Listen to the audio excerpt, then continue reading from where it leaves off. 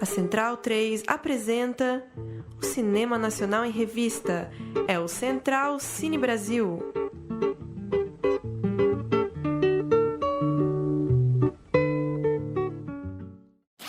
Bom, aqui não gosta de gente estranha, não. Ainda mais de mentiroso. É que faz parte do meu serviço, meus senhores. Que serviço? Eu sou investigador particular e tô aqui por conta do caso do Pietro. Esse caso já foi arquivado, viu? Não fique pescoçando por aqui não, viu? Ganso.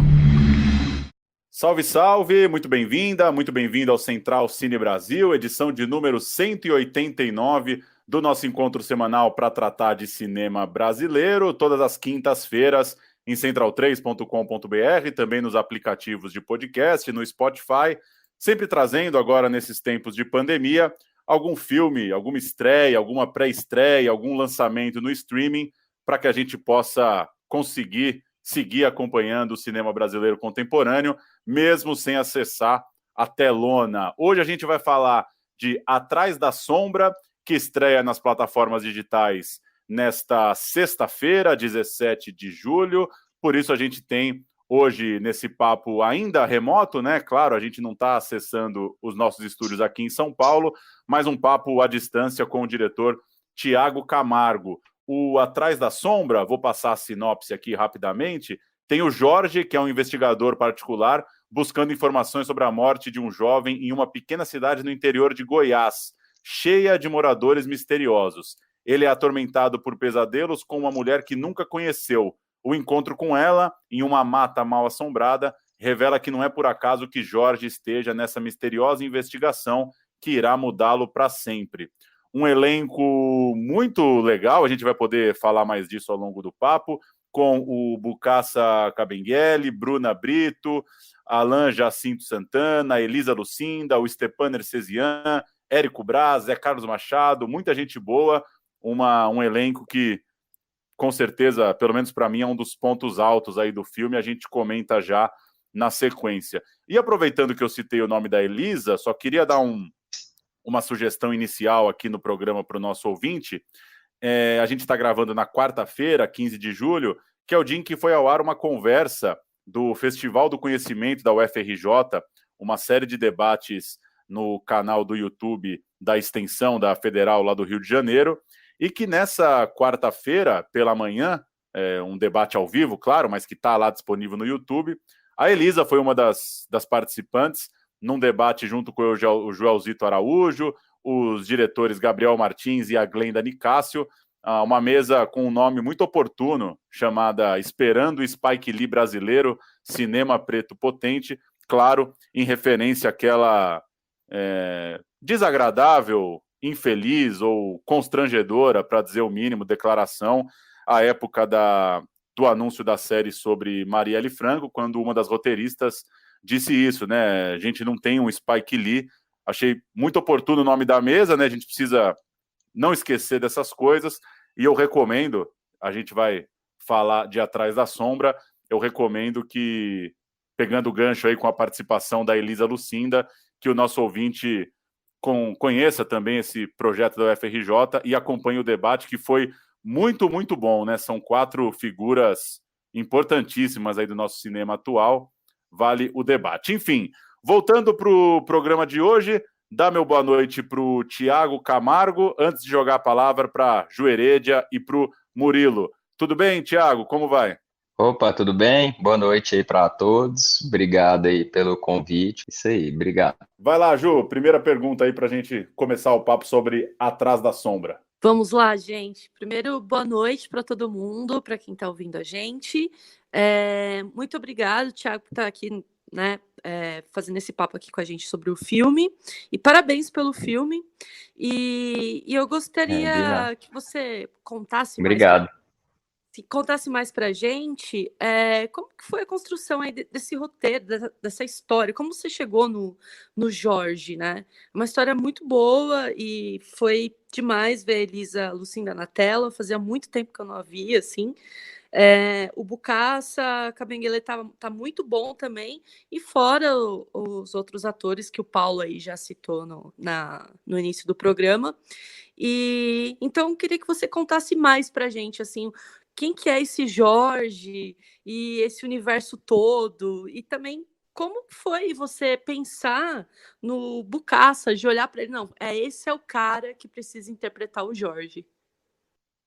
Pois é, assim, rapidamente, o roteiro mesmo, eu e o Daniel Calil, que é o outro roteirista que escreveu comigo, a gente começou a pensar e escrever esse roteiro em 2013, assim, é um roteiro de longa data, porque ele foi inspirado num curta de animação de terror que eu dirigi em 2011, chamado A Caça, e aí eu tinha essa ideia, assim, de construir essa inserção, esse confronto, que eu gosto de trabalhar isso, assim, porque é uma coisa que a gente vive muito aqui em Goiás, né, em Goiânia, que eu tô na capital aqui, é muito esse embate, assim, não é embate, né, é um conflito entre o urbano e o rural, né, e trabalhar as coisas do ceticismo, do cartesiano, em contraponto às crendices populares, né? As lendas, os contos do interior, de assuntos sobre mata, tal. Então a gente começou a escrever esse roteiro em 2013 e assim demorou para a gente conseguir o financiamento, finalizar. Depois que a gente conseguiu a aprovação do filme, foi um processo também muito longo para conseguir receber a grana. E nisso o filme a gente foi mudando, né? E o roteiro foi mudando com a gente. Tipo, a gente começou a escrever esse roteiro, eu não tinha nenhum filho, e agora eu já tenho 2 filhos já quando ele está sendo lançado, sabe?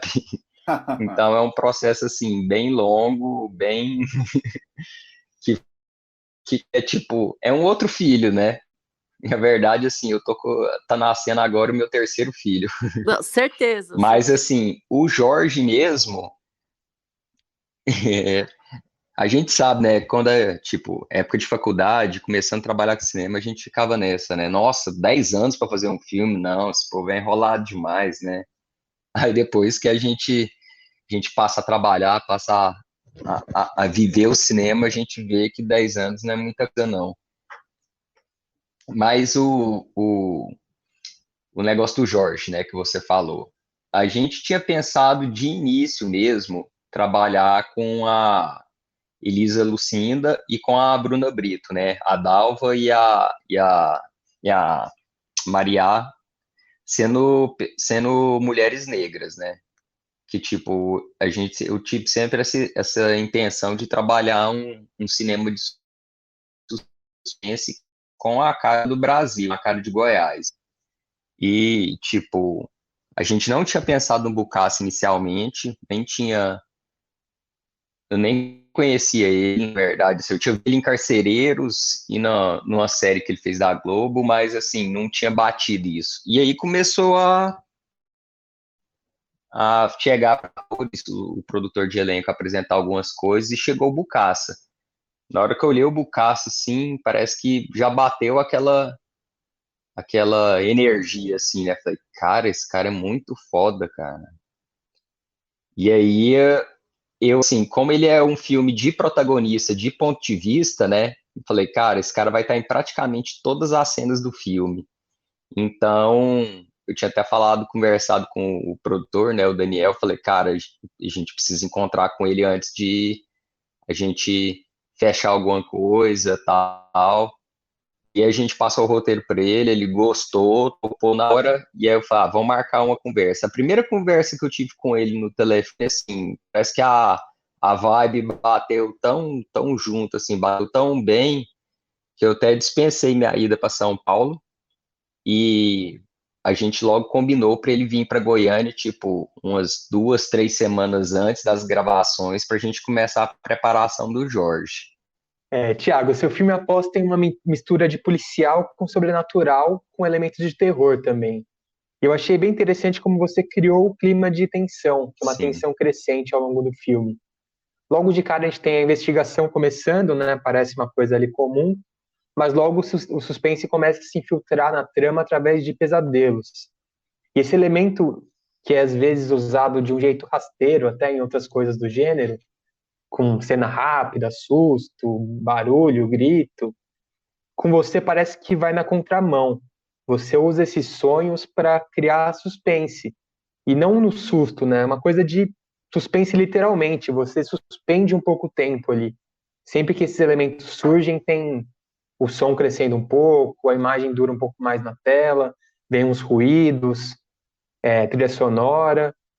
E então, ao contrário do susto e do corte rápido, você Sim. dilata um pouco essa cena, você segura esse clima pesado. E daí eu reparei depois que você assina também, além da direção, a edição de som, a mixagem e até a trilha original do filme. E eu fiquei pensando em como esses elementos todos foram usados, né, para criar o clima, gerar o suspense, deixar os sonhos mais intrigantes.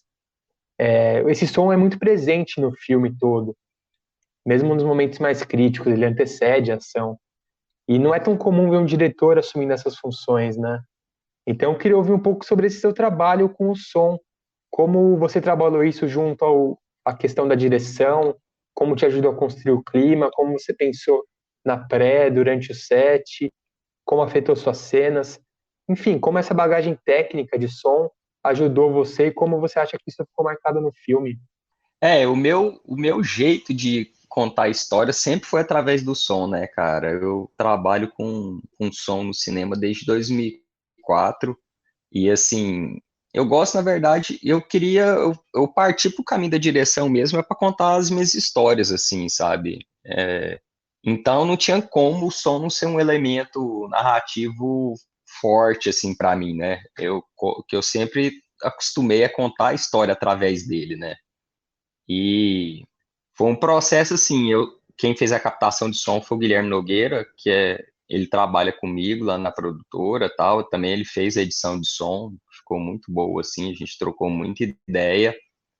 E é um processo, na verdade, assim, para mim foi bem cansativo assim, porque além de eu estar tendo que tocar montagem, cor, efeito especial, essas coisas todas, eu tinha que estar pensando na questão da composição de trilha sonora, depois na mixagem do filme, alguns elementos de som, né?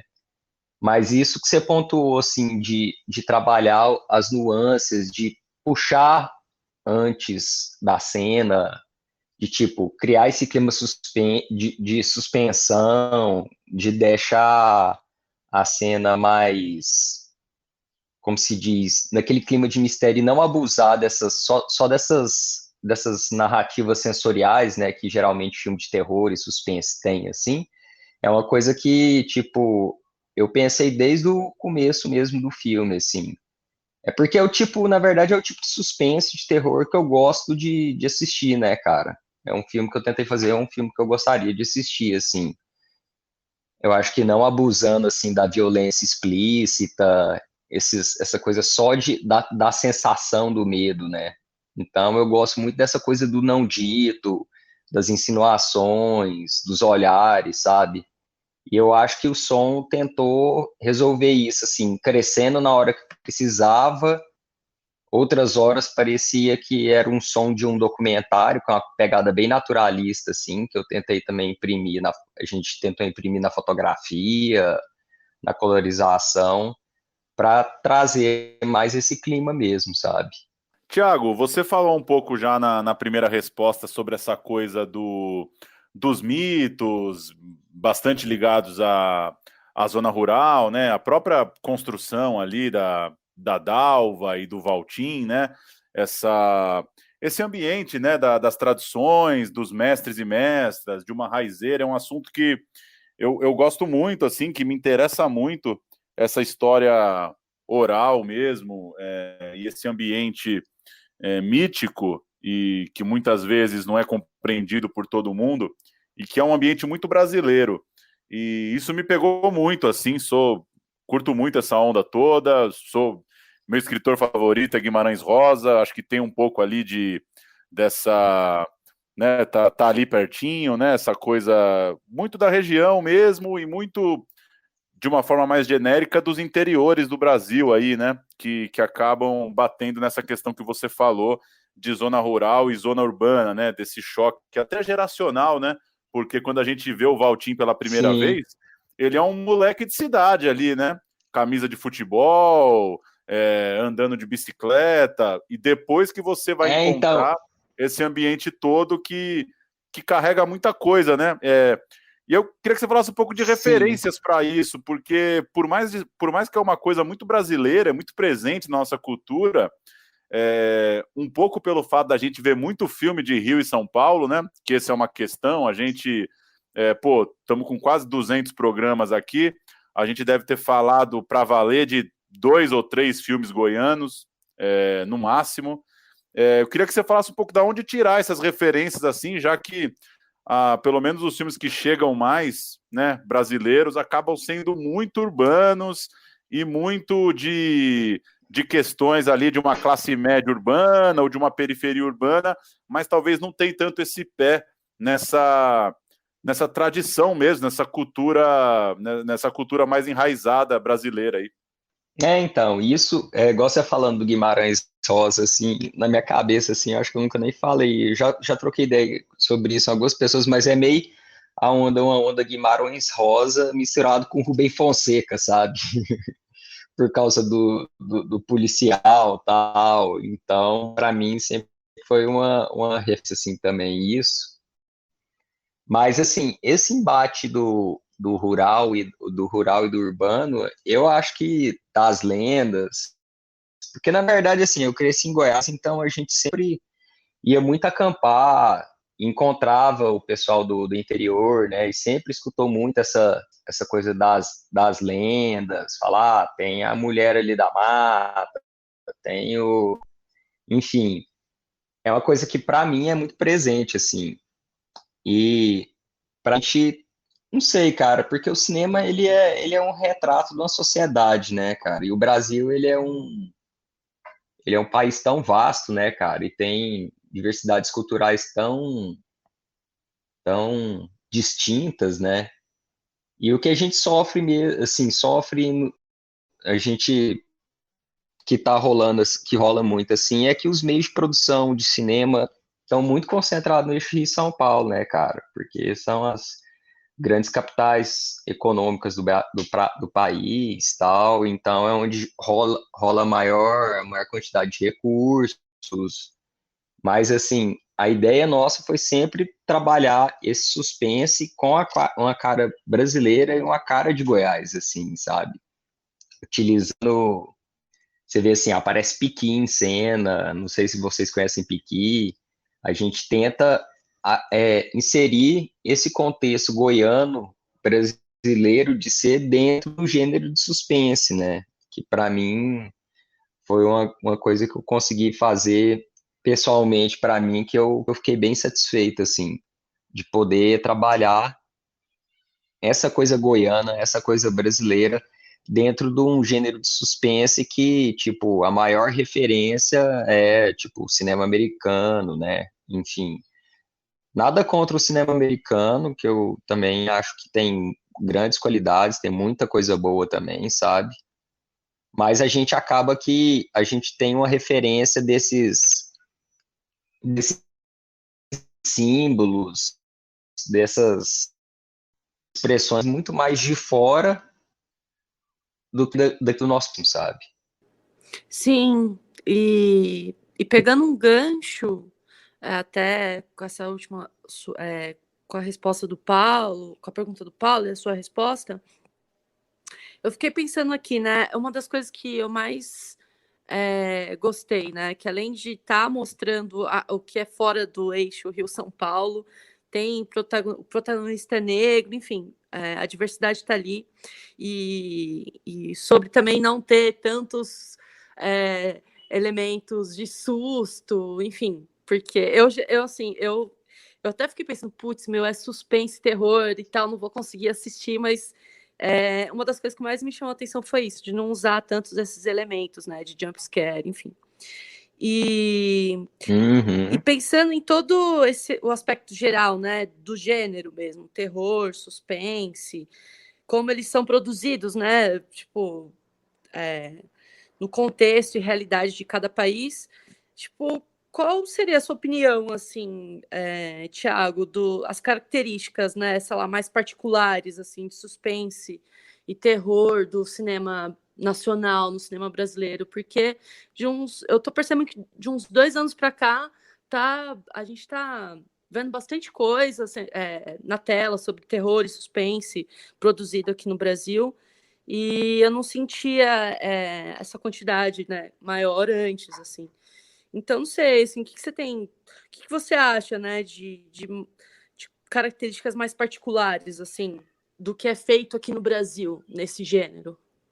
Ah, na verdade, eu acho que assim, aqui no Brasil tá meio que seguindo, porque quem gosta de terror e suspense, né, é um público, digamos, fiel, assim, não é todo mundo que consegue ver, gosta de ver, né, terror, suspense e terror, assim, suspense até mais, terror são poucas pessoas, né, cara? Então, assim, eu acho que o cinema de suspense e terror, quando ele é só baseado nessas violências, exploração da violência explícita, nesses jump scare, nessas coisas que são só sensações e não dá esse clima, essa coisa, é um tipo de cinema válido, que todo mundo tem espaço para todo mundo, né? Mas não é um tipo de cinema que eu gosto de assistir, né? Então eu tentei ir bem nessa linha assim do dessa coisa do cinema mais de suspensão, do cinema de instiga, de mistério, porque eu acho que nisso vai até de acordo com a experiência que você falou, Ju, e sua, de tipo, uma pessoa que não gosta muito de terror e suspense, mas conseguiria ver o Atrás da Sombra, ao meu ver, sabe?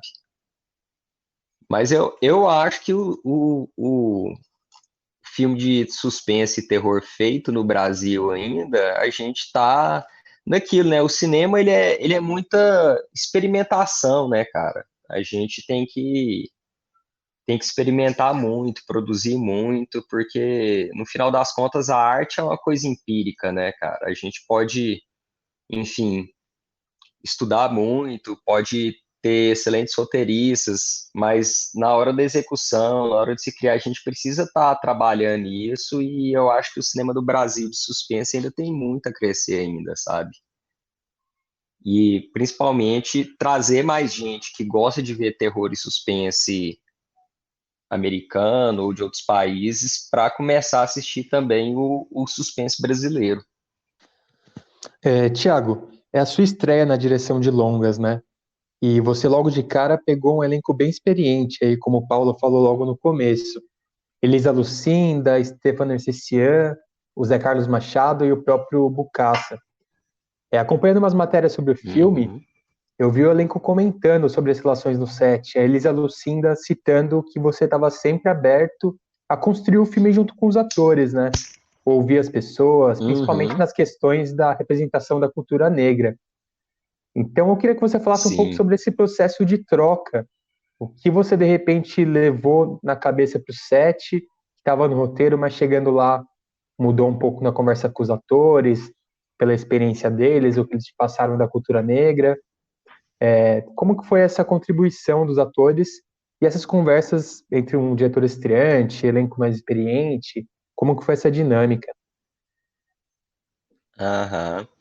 Bom, na verdade, assim, quando eu mandei a descrição, o roteiro para os atores, depois que a gente trocou uma ideia, fechou, tal, eu não mandei descrição de personagem nenhuma, na verdade, sabe? Eu, tipo, que eu já tinha conversado com a produção que eu precisaria desse tempo de preparação com todo o elenco, mesmo de fora, que viesse para Goiânia antes do filme, e eu contei com a ajuda de um preparador de elenco chamado Júlio Van, daqui de Goiânia, que é um preparador de elenco muito bom, e a gente trocou muita ideia, e aí a gente foi construindo essas nuances de personagem junto com ele, sabe? Para mim, faz muito mais sentido eu ter essa ideia do personagem, mas quem vai dar vida para ele mesmo são os atores, né, cara? Então, para mim, assim, esse processo de construção coletiva com os atores foi muito bom.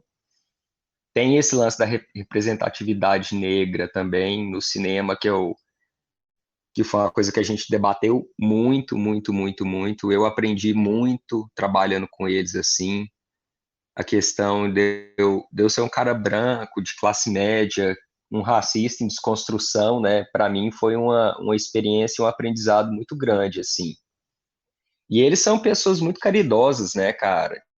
Tipo, putas atores, assim, encarar vir para Goiás fazer um filme de um diretor estreante, um longa BO, assim. Então, o que a gente tinha em mão, eu conversava com o Daniel, o que a gente tinha em mão era um roteiro, assim, uma história para mostrar para eles e convencer eles, porque a gente não tinha nada mais em mão, né?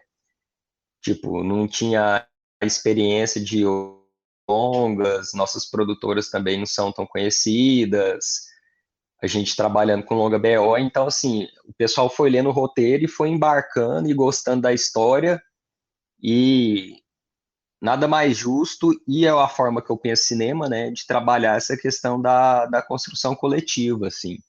Então foi muito tempo de preparação de elenco, muita conversa, muitas experimentações, o trabalho de relação entre os personagens. Na preparação de elenco, eu pus o Jorge para fazer exercícios com todos os atores do filme.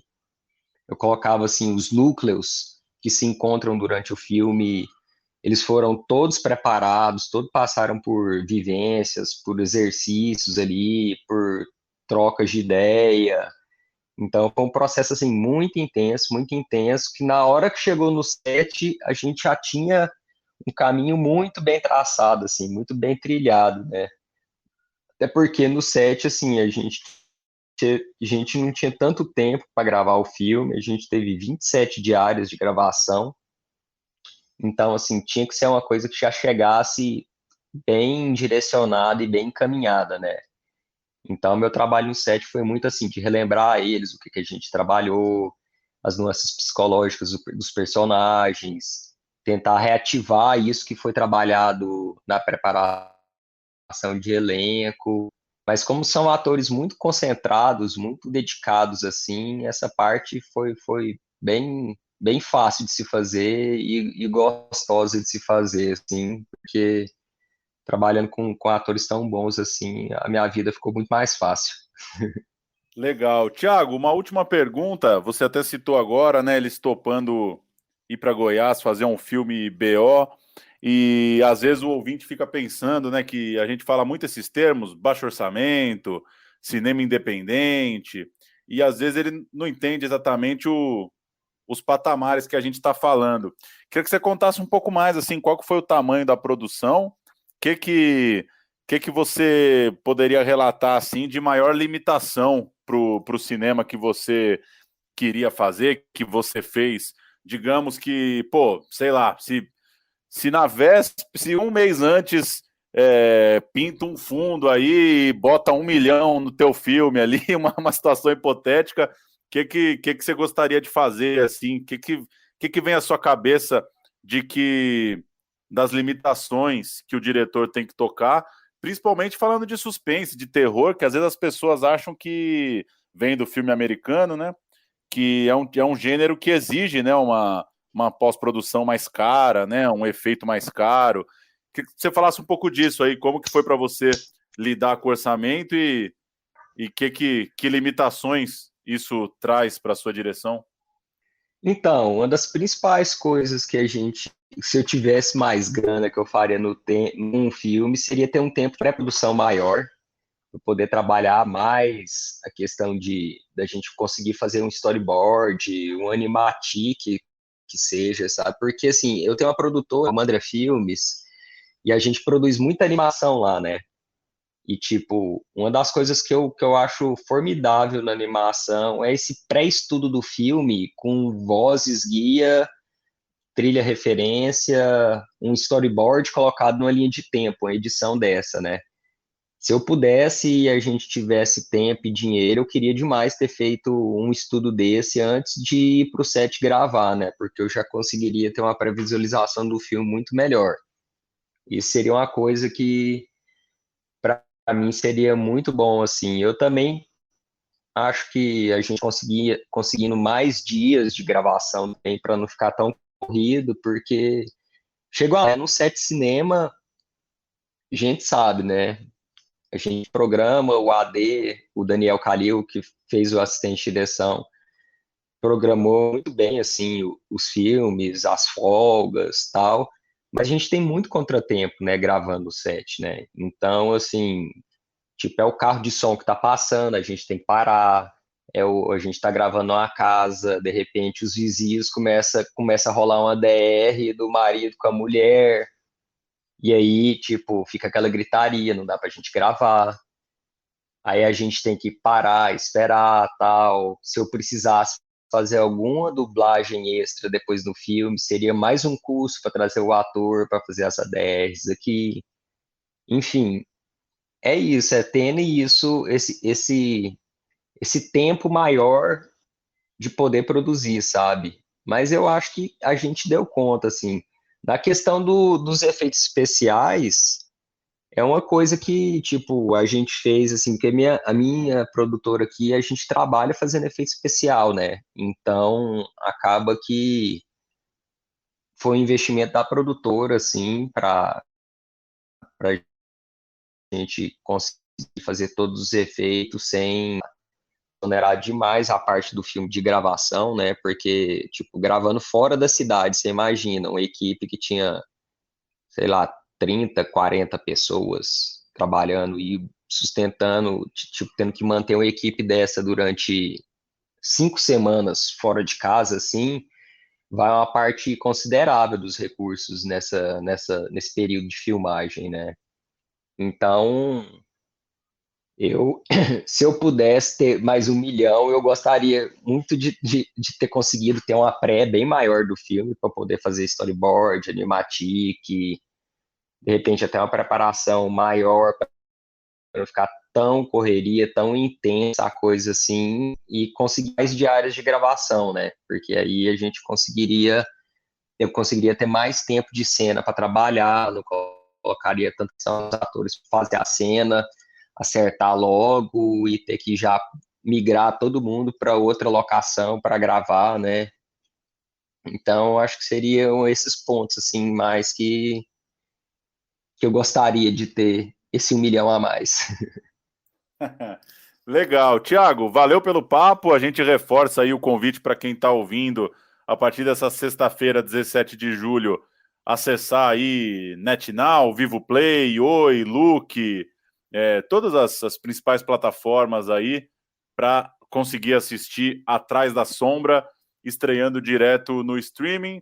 Não temos o cinema, mas uma semana com um lançamento interessante aí para chegar para quem curte acompanhar o cinema brasileiro atual. Valeu pelo papo, Thiago. Boa jornada aí com o lançamento do filme. Parabéns de novo e esperamos que, se não tem a telona, que pelo menos o fluxo da internet aí faça bastante gente assistir o teu filme. Sim, não, obrigado aí pelo convite, viu, Paulo? Foi muito bom aí. Obrigado, Murilo. Obrigado, Ju, sabe? Foi bom demais o papo, gostei muito, assim, e vamos nessa aí. Eu acho que todo mundo, assim, que termina um filme, a gente quer ver ele numa tela grande, né? Mas, quem sabe, vai rolar futuramente aí uma exibição na hora que a gente souber, né? Quando as salas de cinema vão poder ser frequentadas de novo. Maravilha. Valeu, Thiago. Obrigado pela disposição aí. Abraço. Então tá. Valeu. Obrigadão, Paulo. Obrigada, Falou. valeu. Valeu, mano. Obrigado, Ju. Tchau. A empresa não tem nada a ver com isso. A gente já tá colaborando com a polícia. Mas os carros das vítimas foram encontrados no estradinho aqui perto. Foram quantos, afinal? Aqui a gente não costuma se dar muito bem do jeito de fora, não, sabe? Por que ninguém aqui gosta de tocar nesse assunto, Valtinho?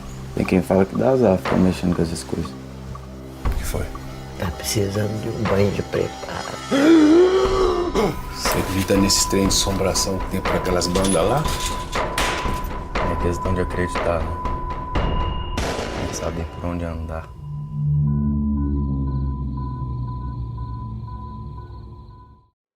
Tá aí, então, Atrás da Sombra, chegando aos cinemas. Muito bom, hein? Acho que a conversa já deu para passar um pouco por isso. Muito bom, a gente fala tanto, né, da complexidade do Brasil, do tamanho do Brasil, mas no fim das contas a gente tem uma dificuldade ainda muito grande de acessar filmes de todos os cantos, né? E e ver um filme rodado no interior de Goiás foi muito rico, né? Eu curti demais o filme, curti demais o clima e achei muito madura a direção mesmo, né? Por ser uma estreia de longa e por fazer um filme que o clima é tão importante, né? Aquelas cenas, cada jantar ali na mesa da casa da Dalva tem um climão muito pesado e, claro, os atores seguram a onda, mas fiquei muito feliz, assim, de ver a direção do Thiago ser tão segura, assim, né? Dá tanta vontade de saber onde é que o filme vai dar. Sim, foi até o que eu comentei, né, com ele, assim, primeiro que sai do eixo Rio-São Paulo, né, e o protagonista ser negro, enfim, e como você falou mesmo, Paulo, nossa, naquelas cenas do jantar, eu ficava assim, meu Deus, eu acho que vai rolar alguma coisa, assim, então a tensão no olhar dos personagens, assim, é muito bom, inclusive... É engraçado que eu fiquei assim, eu tô com muito mais medo da galera que tá viva no filme do que algo que apareça sobrenatural, assim, porque tá todo mundo ali tenso, né? Tipo, os caras lá daquela fábrica, da empresa, e tem. Gente, não tô dando spoiler, não, tá? Pra quem tá ouvindo aqui. E os policiais, então assim, é tudo muito, tem um clima muito tenso ali de quem é você e tal, e eu fiquei, caramba, meu, tô com mais medo da galera que tá viva do que algo mais sobrenatural. Muito bom, ele mandou muito bem para estreando aí, foi bacana mesmo. E o climão do filme realmente é o que chamou mais atenção, acho que de todo mundo, né? E todo mundo cabreiro no filme. Todos os personagens ali parece que tá escondendo alguma coisa. Você não leva muita fé em ninguém em nenhum momento. E principalmente no próprio Jorge, né? Ele carrega essa coisa do protagonista um pouco anti-herói, que tem suas coisas ali, suas coisas no passado, tem segredos. E todo mundo tem isso no longa, né? Chama bastante atenção porque fica além da tensão da trilha, tensão da história, do sobrenatural, parece que ninguém ali tá à vontade, ninguém ali tá conversando numa boa. Tá todo mundo escondendo alguma coisa, com algum interesse escuso. Isso ficou bem interessante mesmo. Tem essa coisa da cabreirice do mateiro ali que isso é cabuloso, velho. Isso o Thiago conseguiu fazer, que é aquela coisa desse pé atrás mesmo, com a pessoa estranha, e ao mesmo tempo você tem que mostrar uma certa firmeza, que é, por exemplo, enfim, uma cena bem que não tem grande importância para o desenrolar da história aqui, não é nenhum tipo de adiantamento, que é, por exemplo, a primeira vez que o Valtim entra na carona do Jorge. Que o cara, é aquele cara que, assim, ele topa te levar num lugar de carro, só que ele não é teu brother, né? Ele não tá felizão da vida dando aquele rolê. Ele tá meio assim, ó, eu vou lá, sabe, mas tô na minha aqui. Isso que o Murilo falou mesmo da construção desse clima, assim, isso eu achei bem avançado, assim, bem potente. É impressionante como a corda vai esticada até o final, assim, né? A todo momento os personagens conseguem manter, não relaxa, né? O semblante não relaxa, assim, não tem um momento de descontração. A coisa tá o tempo inteiro a corda esticada. Entra no boteco, o clima tá tenso. Chega em casa, o clima tá tenso. Pega o carro, o clima tá tenso, assim. E isso me parece, né, que é muito difícil de fazer, assim, que é o tipo de construção que, se não for muito bem feita, se não tiver muita segurança ali no tom, pode ficar ou frágil, né, que é o problema daquele filme que é de terror, só que você acaba dando risada, né, problema ou não, né, enfim, depende da expectativa e do que o filme quer passar. Ou frágil, ou ficar mambembe, né? Ficar caricato, assim, ser aquela tensão caricata. E o filme passa longe, eu acho, dessas duas coisas, assim. Ele tem uma verdade muito forte, assim, no tom dele, né? E apesar do baixo orçamento, ele não compromete em nada a parte técnica também. Muito competente, fotografia bonita, o som, como a gente comentou, bem importante, né? Então ele acaba compondo muito bem o clima, o elenco e também a parte técnica. Sim, e eu achei bem legal que você colocou, Murilo, para ele sobre o som. Foi uma das coisas também que me chamou a atenção, a construção sonora do filme. E como o Paulo também falou, né? Todo momento, todo mundo tenso, assim. Então, para quem está ouvindo a gente, e nossa, vale a pena. É um filme de baixo orçamento, mas assim. Muita gente, o elenco é sensacional, tem esse clima aí de super tensão. Eu, particularmente, eu não gosto muito, não sou muito chegado no gênero de suspense, terror. Não é mais terror, suspense legal, assim, mas terror. E eu fiquei até pensando, caramba, meu, vou levar vários sustos aqui, vai ter muito sangue, coisa do tipo. E eu gostei bastante, porque não, é outra pegada, assim, o filme é outra pegada. Legal, a partir dessa sexta-feira, então, 17 de julho, para locação nas principais plataformas, aí só buscar Atrás da Sombra. E que bom, né, que ainda que a gente não tenha salas, tem um filme muito interessante aí para chegar nessa semana, porque, vamos ser sinceros, só ver filme velho também na quarentena enche a porra do saco. Eu gosto de um filme fresquinho, fala a verdade. Deu uma animada ver o Atrás da Sombra. O filme tem o frescor, meu. Tem, né, aquela sensação de você tá vendo a parada acontecer, primeiro longa do diretor, um lugar que você nunca foi, ir para um filme sem saber muito, sabe? Sem conhecer muito quem é que fez, quem é que é a produtora, qual que é a sinopse. É bom demais. Eu recomendo aí, vou mandar para muita gente o Atrás da Sombra. E como a Jo falou também, essa questão de descentralizar a produção é muito massa, né? Ver um filme feito em Goiás é muito diferente, tem sotaque, textura, tem uma coisa diferente. A gente não está tão acostumado, acho que a gente falou de pouquíssimos filmes de lá aqui no Central Cine, acho que 2 ou 3, mas é sempre bom quando vem e surpreende, né? Porque a gente percebe que outros lugares têm histórias tão ou mais interessantes do que as que a gente está acostumado a ver na tela. E rapidinho, teve um momento que ele falou de Pequi, é Pequi que ele falou, né? Se a gente conhece Pequi. Oi? É bem típico de lá isso aí, meus amigos de lá sempre comentam disso, é a bandeira do estado. É bom demais, arrozinho com Pequi, mas tem que tomar cuidado que dá pra ferrar tua boca. Mas eu nunca comi, não sei qual que é. Apimentado? É puxado. É característico, mas bom demais. Eu vou trazer um Pequi pra vocês lá de Minas da próxima vez. Pô, traz que eu curto uma pimenta aí, tá com tudo. Além do Atrás da Sombra, outro filme chegando na semana, esse já tá desde essa quarta-feira, 15 de julho, nas plataformas, é o Não Toque em Meu Companheiro, novo longa da Maria Augusta Ramos, que ficou conhecida, né, recentemente pelo O Processo, está chegando aí nas plataformas. Ela reconstrói a história de uma greve de bancários que começou mal, né, com demissões, mas depois deu origem a uma poderosa rede de solidariedade. A categoria aceitou pagar o salário de todos os colegas demitidos durante mais de um ano, numa espécie de vaquinha feita ali às pressas.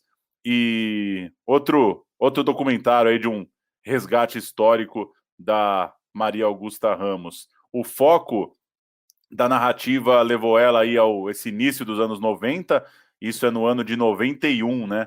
Quando os bancários, na época também eram chamados de economiários, porque trabalhavam em agências da Caixa Econômica Federal, eles entraram com essa greve. Isso é governo Collor, um momento bem peculiar ali da política e da economia do Brasil. Enfim, para quem curte doc, para quem curte sacar aí uma história que eu acho que inclusive não é tão conhecida assim, né? Possivelmente vai ser nova para muita gente. Não Toque em Meu Companheiro, está disponível aí nas plataformas. A Maria Augusta Ramos, eu falei do Processo, ela fez também Futuro Junho, Seca, Morro dos Prazeres, Juízo, Justiça, Desi, Brasília, Um Dia em Fevereiro, cineasta aí com uma longa produção, e O Processo recentemente, o mais conhecido deles, pelo menos na minha lembrança aqui. Se eu não me engano, foi um dos documentários com maior bilheteria aí dos tempos recentes. Foi bem marcante o Processo, por toda a trajetória ali que acontece política, né? E parece que esse filme também ele começa na era Collor, mas dá uma escalada e chega até os tempos atuais também. Eu li que ele faz essa paralelo com o Brasil contemporâneo também. Legal. Nessa quarta-feira, dando uma atualizada na situação da Cinemateca, reportagem da Folha de São Paulo, na tarde de quarta, o Ministério Público Federal ajuizou uma ação civil contra a União pelos impasses em torno da gestão da Cinemateca, que está numa profunda crise e abandono, né, por parte do governo. A Procuradoria sustenta que o Poder Executivo é responsável por abre aspas, estrangulamento financeiro e abandono administrativo do órgão que é responsável, né, pela preservação do acervo, pela difusão do acervo do cinema brasileiro. O texto argumenta também que a Cinemateca está carente de ininterruptas medidas de conservação. Então, puxando aí, né, tentando dar uma reabilitada nessa situação tão dramática. O MPF pede com urgência a renovação de contrato com a ACERP, que é a Associação de Comunicação Educativa Roquete Pinto, até o final de 2020.